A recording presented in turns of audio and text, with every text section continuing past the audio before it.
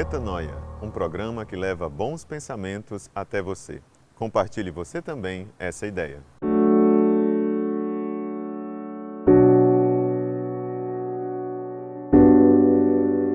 O Jung, ele falava que as piores epidemias não eram as biológicas, são as psíquicas, na verdade.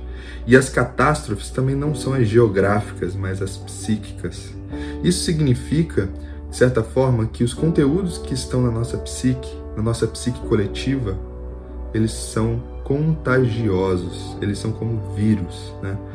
Porque, na verdade, lá no fundo da psique coletiva, somos como se fosse uma rede. Se existe uma oscilação num ponto dessa psique, dessa rede, ela vai reverberar em outros pontos. É interessante a gente repensar o que representa um vírus na nossa vida e o quanto que nós não estamos sendo feridos por aquilo que ferimos. O quanto que a nossa atitude de virulência contra o próprio humano, de virulência contra a natureza, o meio ambiente, não nos expôs a esse ínfimo vírus para nós repensarmos o que estamos fazendo. Por exemplo, as pessoas têm se queixado muito de como que na pandemia o meu casamento aconteceu um problema. Nossa, eu não tinha percebido como que a pandemia fez eu ficar com uma compulsão alimentar. E aí eu me pergunto, será que tudo isso que está vindo para a superfície, será que de verdade veio agora? Ou será que a pandemia levou esse complexo? Ou levou isso que eu já tinha? Aí que está o X da questão. Eu já tinha isso. Só que essa situação de um mundo conturbado, das emoções à flor da pele, isso fez se constelar em mim um complexo, de repente, que eu fui tomada, eu fui quase que possuída, e aí, de repente, aquela característica minha, aquela compulsão que eu já tinha, aquele relacionamento que já não estava bacana, aquele problema que eu deixei para resolver depois, sabe? Será que isso veio para a superfície e me tomou, me possuiu de tal forma que eu não vejo saída? Quando o mal eclodia já na sociedade, é porque ele já estava sendo incubado na psique coletiva. Então é dever nosso ter a consciência de que o mal que está sendo propagado por outros também está em mim. E eu tenho que começar a perceber este mal em mim, para eu não colocar no outro, para eu não projetar no outro.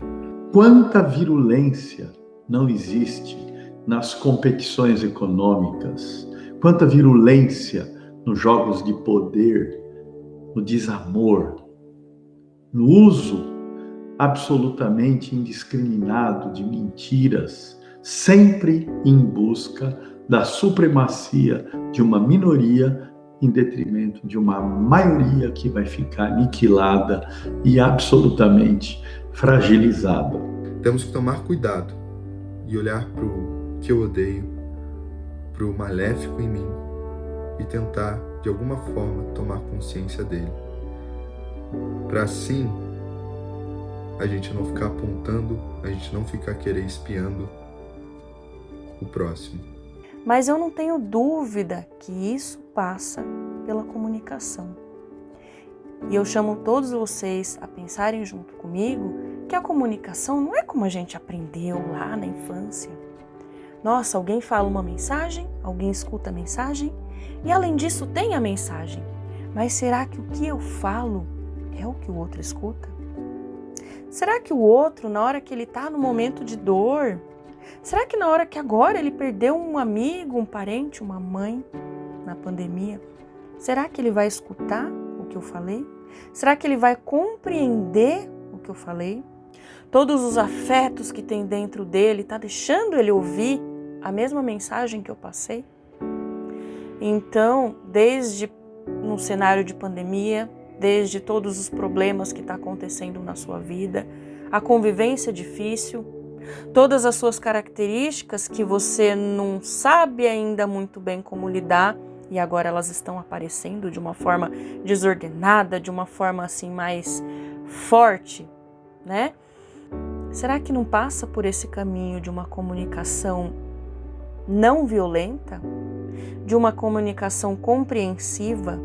O Papa Francisco estava planejando, no início do ano passado, antes da pandemia, uma grande reunião para repensar a economia mundial, porque esse sistema anarcocapitalista, onde tudo se destrói em nome de cada vez mais riqueza material, negando toda a dimensão anímica e espiritual, não se sustenta mais.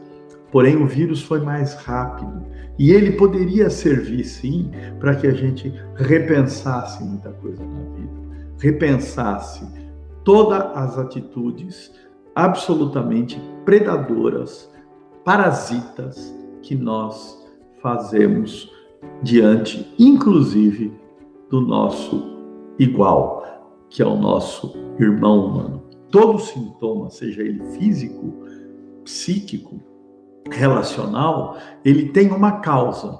E a causa a gente sabe qual é. É a desarmonia, o desequilíbrio, o desrespeito. Mas ele também tem um sentido teleológico. Ele tem um significado que pode ser usado de maneira prospectiva sintética para a gente repensar a vida. Então vamos tirar o proveito disso. Vamos aprender com isso. E não simplesmente voltar a um padrão anterior que nos levou a isso.